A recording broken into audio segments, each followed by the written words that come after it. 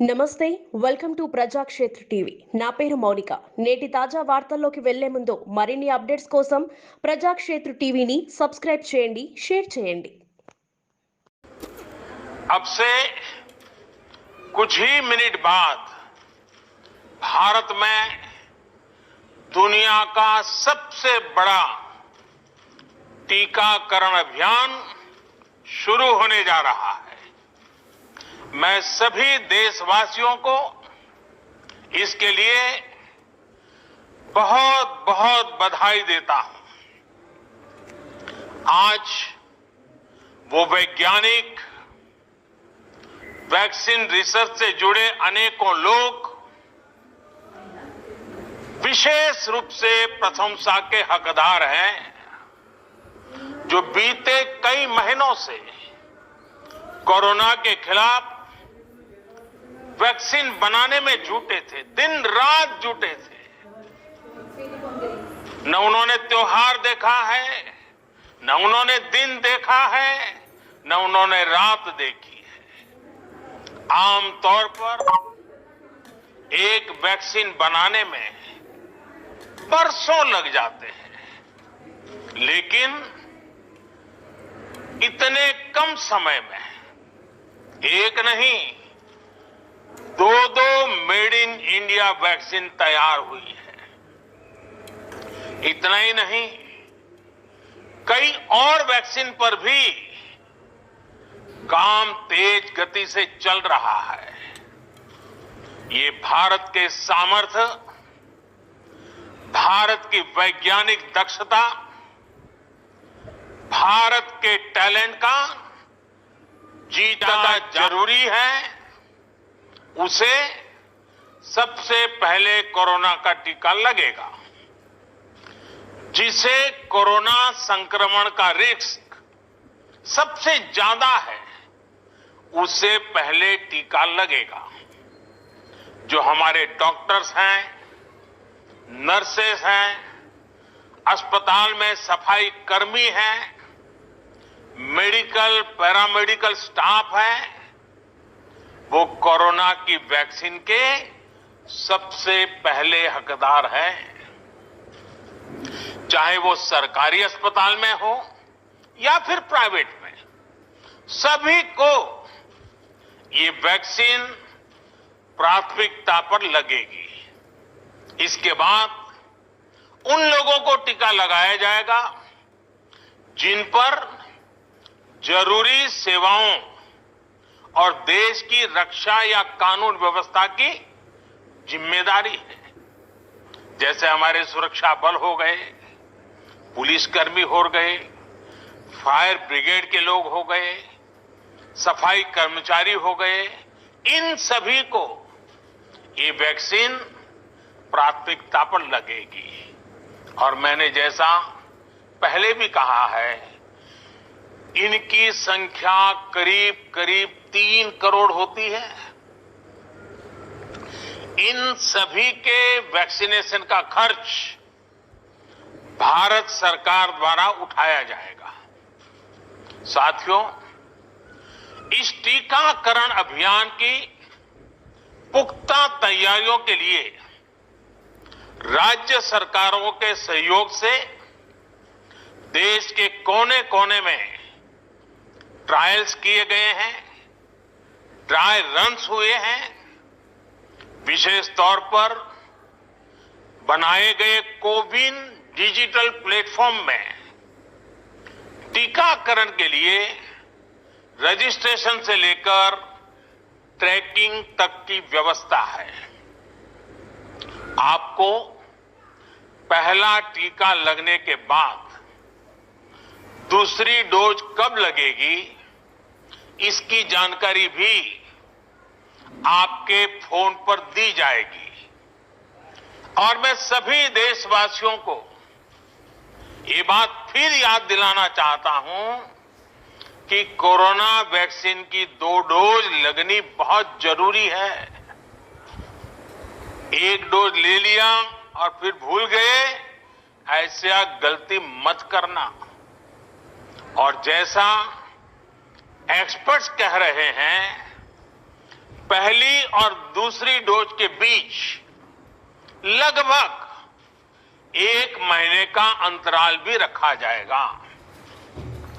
आपको ये भी याद रखना है कि दूसरी डोज लगाने के 2 हफ्ते बाद ही आपके शरीर में कोरोना के विरुद्ध जरूरी शक्ति विकसित हो पाएगी। इसलिए टीका लगते ही आप असावधानी बरतने लगें, मास्क निकालकर रख दें, 2 गज की दूरी भूल जाएं, ये सब मत करिएगा। मैं प्रार्थना करता हूं मत करिएगा। और मैं आपको एक और चीज बहुत आग्रह से कहना चाहता हूं। जिस तरह धैर्य के साथ आपने कोरोना का मुकाबला किया, वैसे ही धैर्य अब वैक्सीनेशन के समय भी दिखाना है। साथियों, इतिहास में इस प्रकार का और इतने बड़े स्तर का टीकाकरण अभियान पहले कभी नहीं चलाया गया है। ये अभियान कितना बड़ा है, इसका अंदाज आप सिर्फ पहले चरण से ही लगा सकते हैं। दुनिया के 100 से भी ज्यादा ऐसे देश हैं जिनकी संख्या 3 करोड़ से कम है, और भारत वैक्सीनेशन के अपने पहले चरण में ही 3 करोड़ लोगों का टीकाकरण कर रहा है। दूसरे चरण में हमें इसको 30 करोड़ की संख्या तक ले जाना है। जो बुजुर्ग हैं, जो गंभीर बीमारी से ग्रस्त हैं, उन्हें वो अगले चरण वाले चरण में टीका लगेगा। आप कल्पना कर सकते हैं, 30 करोड़ की आबादी से ऊपर के दुनिया के सिर्फ 3 ही देश हैं, खुद भारत, चीन और अमेरिका। और कोई भी देश ऐसा नहीं है जिनकी आबादी इनसे ज्यादा हो।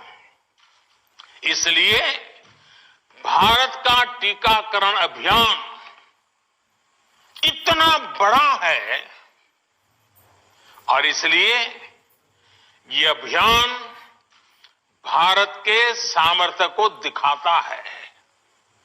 और मैं देशवासियों को एक और बात कहना चाहता हूं। हमारे वैज्ञानिक, हमारे एक्सपर्ट्स जब दोनों मेड इन इंडिया वैक्सीन की सुरक्षा और प्रभाव को लेकर आश्वस्त हुए, तभी उन्होंने इसके इमरजेंसी उपयोग की अनुमति दी है।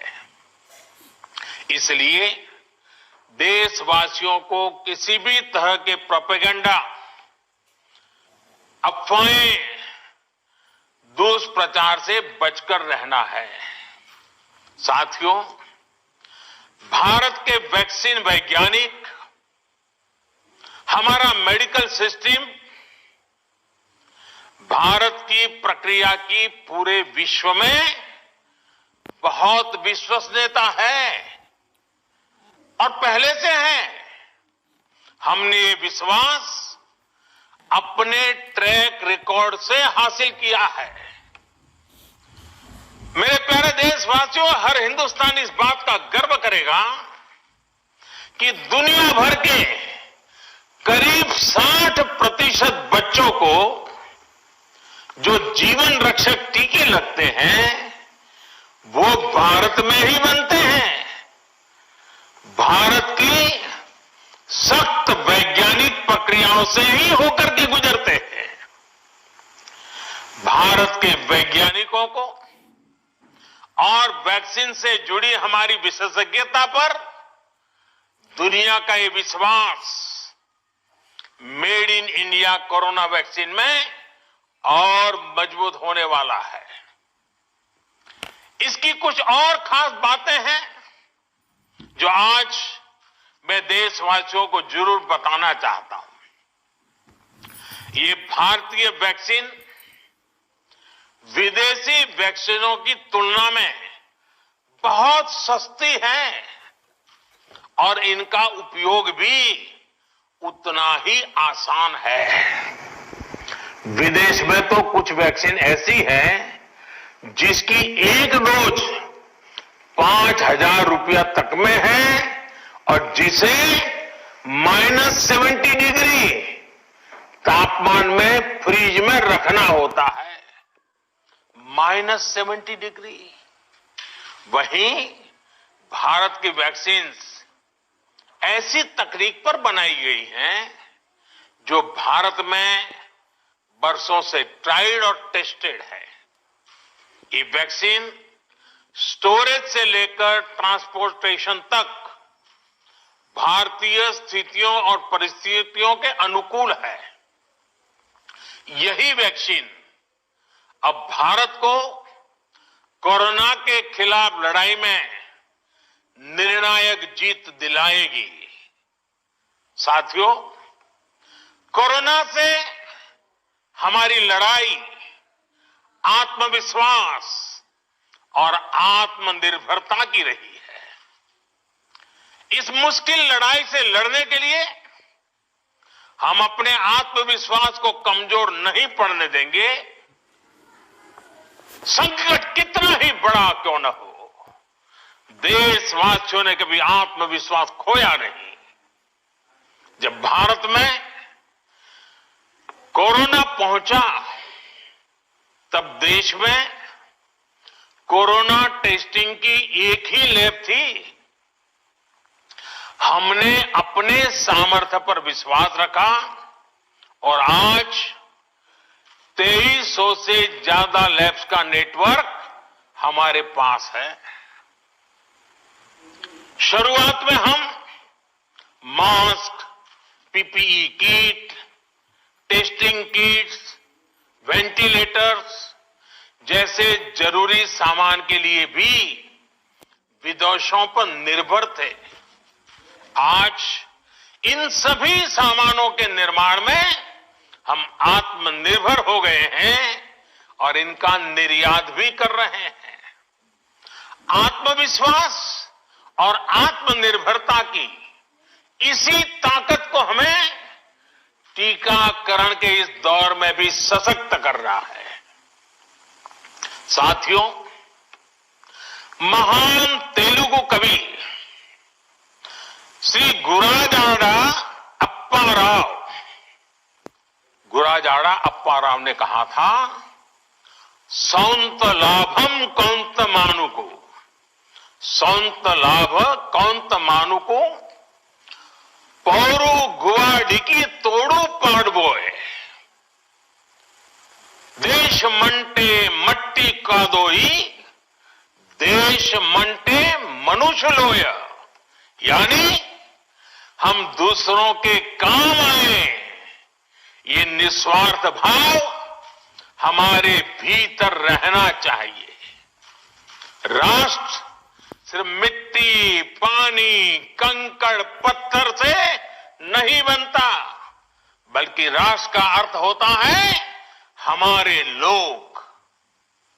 कोरोना के विरुद्ध लड़ाई को संपूर्ण देश ने इसी भावना के साथ लड़ा है।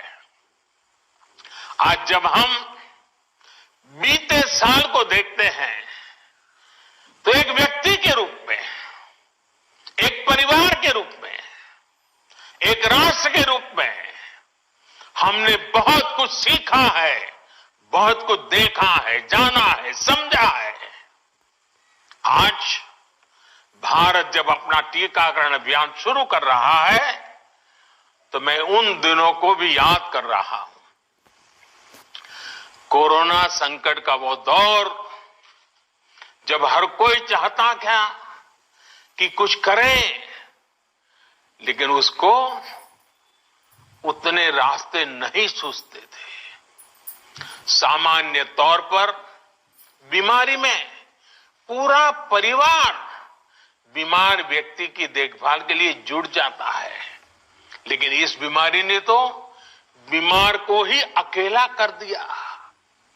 अनेकों जगह पर छोटे छोटे बीमार बच्चों को मां से दूर रहना पड़ा।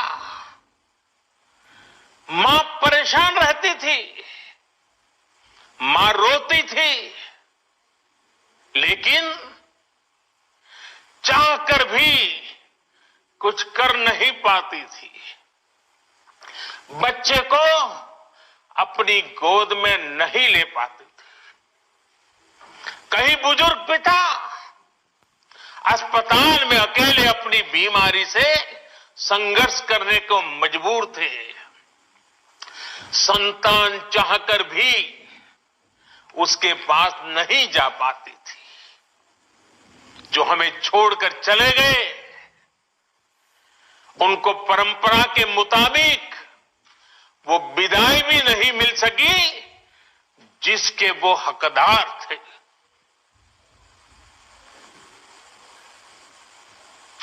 जितना हम उस समय के बारे में सोचते हैं, मन सिहर जाता है, उदास हो जाता है। लेकिन साथियों,